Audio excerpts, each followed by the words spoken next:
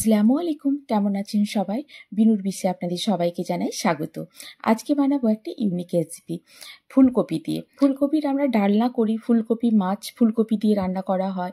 আমার চ্যানেলে একটি ফুলকপির রেসিপি আছে, ফুলকপির রেজালা, সেটাও খুব ভালো লাগে খেতে। তবে আজকে বানাবো একটু অন্যরকমভাবে। আজকে বানাবো ফুলকপির ভর্তা। রেসিপিটি আমার বোনেরও কুকিং চ্যানেল আছে একটি, আর ব্লগিং চ্যানেলও আছে, চাইলে দেখে আসতে পারেন, রোজিজ রেসিপি আর রোজিজ ব্লগ বলে। তো চলুন তাহলে কথা আর না বাড়িয়ে ফুলকপির ভর্তাটা শুরু করা যাক। নিয়ে নিচ্ছি এখানে ফুলকপিগুলোকে আমি এরকমভাবে টুকরো করে বক্সের ভিতরে রেখে দিই। এই ফুলকপিটা এরকমভাবে রাখা শুরু করেছি আমি এই বছর খানেক থেকে। তার আগে গোটা ফুলকপি এমনি ফ্রিজে রেখে দিতাম আমি। এইরকমভাবে রাখার একটা কারণ হচ্ছে, গত বছর ফুলকপির ভেতর থেকে সাপ বেরিয়েছিল, জানেন তো। আমি যে ফুলকপিটা, তখন আমি আমার শ্বশুরবাড়ি ছিলাম বাগনানে, তো ফুলকপি কিনেছি, যেরকম শীতকালে ফুলকপি কেনা হয় টাটকা ফুলকপি একেবারে কিনে ধুয়ে ধায়ে যেরকম রাখি সেরকম রেখেছিলাম। তারপরে দেখি একটা সাপ বেরিয়ে এসে আমার দেয়ালের উপরে, দেখি সাপটা একটা আমার স্টিকার একটা লাগানো ছিল আর দেয়ালের মধ্যে, সেই স্টিকারের যে চিট থাকে সেই চিটের মধ্যে জড়িয়ে রয়ে গিয়েছিল। তো সাপ আসার অন্য কোনো জায়গা আর নেই ফুলকপি ছাড়া। সেই থেকে ভয়ে আমি এইরকমভাবে কেটে রাখি, বাবা রিস্ক নেওয়ার কোনো দরকার নেই, আমি নিজে দেখে নেব যে আছে কি না আছে সাপ। অনেকে বলছিল না ফুলকপি থেকে আসেনি, অন্য কোথাও থেকে এসছিল। আমার বদ্ধ ধারণা না ফুলকপি থেকেই এসছিল, তো রিস্ক নেওয়ার দরকার নেই। আর এই বক্সগুলো আমি কিনেছি অনলাইন ফ্লিপকার্ট থেকে। বক্সগুলোর মেন যে অ্যাট্রাকশন সেটা হচ্ছে এই বক্সগুলোর কোনো রাবার নেই, কিন্তু ক্লিপ আছে। তো সবজিপাতি রাখতে বা খাবার দাবার রাখতে ফ্রিজে একদম আইডিয়াল একটি বক্স। লিঙ্কটা আমি ডিসক্রিপশন বক্সে দিয়ে দেবো, চাইলে দেখে আসতে পারেন গিয়ে। এখানে আমি নিয়ে নিচ্ছি বেশ খানিকটা রসুন, পেঁয়াজ, কাঁচা লঙ্কা, ধনেপাতা, চিংড়ি মাছ কিছুটা, আর ফুলকপি।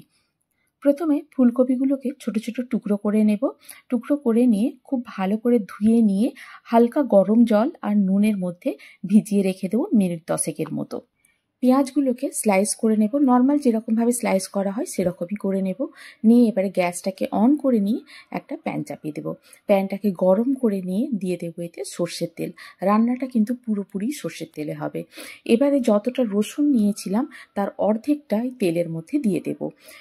তেলের মধ্যে দিয়ে খুব ভালো করে রসুনটাকে ভেজে নেব। এই যে দেখুন ভাজা ভাজা হয়ে গেছে। এবারে দিয়ে দেবো এতে পেঁয়াজটাকে দিয়েও কিছুক্ষণ নাড়াচাড়া করে নেব। তবে পেঁয়াজটা খুব বেশি লাল লাল মতো করব না, একটু হালকা সেদ্ধ মতো হয়ে যাবে, সেই সময় দিয়ে দেব নুন জল থেকে তুলে নিয়ে ভালো করে ধুয়ে রাখা কপির টুকরোগুলোকে দিয়ে খুব ভালো করে নাড়াচাড়া করে নেব। এখনই কিন্তু কোনো মশলাপাতি দেবো না, মশলাপাতি এমনিতেই লাগবে না কিছু, শুধু নুন লাগবে একটু।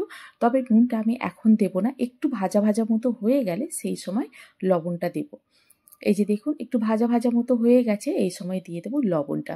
প্রথমেই যদি লবণটা দিই কী হবে, অনেকটা জল বেরিয়ে যাবে, কালারটা আসবে না ঠিকঠাক, তাই নুনটা একটু পরে দেব। দিয়ে যে দেখুন খুব ভালো করে ভাজা ভাজা মতো হয়ে গেছে, হালকা হালকা লাল লাল হয়ে গেছে। এবারে এটাকে আমি একটা বোলের মধ্যে বার করে নেব। এই যে দেখুন বোলের মধ্যে ঢেলে নিয়েছি। আবার ওই একই প্যানে দিয়ে দিচ্ছি অল্প একটু সর্ষের তেল আর চিংড়ি মাছটাতে খুব বেশি মশলাপাতি দেবো না, দেবো নুন একটু আর একটু হলুদ। নুনটা আমি রেকর্ড করা হয়নি যখন দিয়েছিলাম, তো হলুদটা দিয়েছিলাম সেটাই রেকর্ড করা হয়েছে। নুন আর হলুদ দিয়ে একটু ভাজা ভাজা মতো করে নেবো চিংড়ি মাছটাকে। দিয়ে একটু ভাজা ভাজা হয়ে গেলে, সেদ্ধ হয়ে গেলে চিংড়ি মাছটা দিয়ে দেবো এতে কাঁচা লঙ্কা। এখানে আমি 3টের মতো কাঁচা লঙ্কা দিয়েছি, আপনারা যে যেরকম ঝাল খান সেই অনুযায়ী কাঁচা লঙ্কাটা দেবেন। তবে এই ভর্তাটা একটু ঝালঝালি খেতে ভালো লাগে। ভর্তাটাতে মেনলি ফ্লেভার থাকবে এই কাঁচা লঙ্কা, কাঁচা ফ্লেভারটা থাকবে, ঝাল হবে, আর ফ্লেভার থাকবে রসুনের। এরপরে দিয়ে দেবো আমি ধনেপাতা কুচিটা দিয়ে কিছুক্ষণ নাড়াচাড়া করে নেব, নিয়ে গ্যাসটাকে অফ করে দেব। এই যে সবগুলো ভাজা হয়ে গেছে, এবার এটাকে কিছুক্ষণ ঠান্ডা করে নেব। ঠান্ডা হয়ে গেলে একটা মিক্সিং জার নিয়ে নেব। জারের মধ্যে প্রথমেই দিয়ে দিয়েছি চিংড়ি মাছ, এরপরে দিয়ে দেবো ভেজে রাখা কফিগুলো। একসঙ্গে সবটা দেয়া যাবে না, ছোট কন্টেনার যেহেতু আমার। এবারে দিয়ে দেবো আমি রসুন, যে যতটা রসুন দিয়েছিলাম তার অর্ধেকটা ভেজে নিয়েছি আর অর্ধেকটা কাঁচা রসুন দেব। দুটো ব্যাচে আমি এটাকে বেটে নিয়েছিলাম। এই যে দেখুন একদম মিহি করে বাটা হবে। একটা ব্যাচ প্রথমেই বেটে নিয়েছিলাম, এটা লাস্ট ব্যাচটা।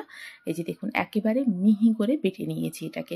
এখনই যা সুন্দর গন্ধ বেরিয়েছে, একটা কাঁচা রসুনের গন্ধ, চিংড়ির গন্ধ, মানে ফ্লেভারে ভরপুর হয়ে গেছে একেবারে। তো এবারে আমি আর একটা প্যান চাপিয়ে দিলাম, দিয়ে প্যানের মধ্যে দিয়ে দেবো বেশ খানিকটা সর্ষের তেল। ভর্তা মানে তো সর্ষের তেল দিতেই হবে, একটু বেশি সর্ষের তেল লাগিয়ে এতে দিয়ে দিলাম কালো জিরে আর একটু চিলি ফ্লেক্স, দুটোই একটু নাড়াচাড়া করে নেব। নাড়াচাড়া করে নেওয়ার পরে দিয়ে দেবো এতে যে বেটে রাখা কফিটা ছিল সেটাই। কফি বাটাটা তেলের মধ্যে দিয়ে খুব ভালো করে নাড়াচাড়া করে নেব এবার এটাকে। আর গ্যাসের ফ্লেমটাকে এখানে আমি মিডিয়ামে রেখেছিলাম। খুব জোরে যদি ফ্লেম থাকে তাহলে পুড়ে যেতে পারে আর খুব বাজে একটা গন্ধ বেরোবে, পোড়া পোড়া গন্ধ। তাই গ্যাসের ফ্লেমটাকে মিডিয়ামে রেখে খুব ভালো করে এটাকে সময় নিয়ে একটু ভাজা ভাজা মতো করে নিলে রেডি হয়ে যাবে আমাদের কফি ভর্তা। এই যে দেখুন একদম রেডি কফি ভর্তাটা। এবারে গরম গরম ধোঁয়া ওঠা ভাত আর কফি ভর্তা, ব্যাস আর কিছুই লাগবে না। এটা আমি করেছিলাম রবিবার দুপুরে, মাংস থাকা সত্ত্বেও কিন্তু এই কফি ভর্তা দিয়েই আমি পুরো ভাতটা খেয়েছি, মাংসতে হাতও দিতে লাগেনি। আপনারা তাহলে ট্রাই করুন বাড়িতে, রেসিপিটি করে জানান আমাকে কেমন লাগলো। যদি ভালো লেগে থাকে তাহলে বন্ধুর সঙ্গে শেয়ার করুন, আর যদি কোনো নতুন বন্ধু থেকে থাকেন তাহলে আমার চ্যানেলটিকে সাবস্ক্রাইব করে পাশে থাকার অনুরোধ রইল। আজ তাহলে এই পর্যন্তই, আবার দেখা হবে। ভালো থাকুন, সবাইকে ভালো রাখুন। আল্লাহ হাফেজ।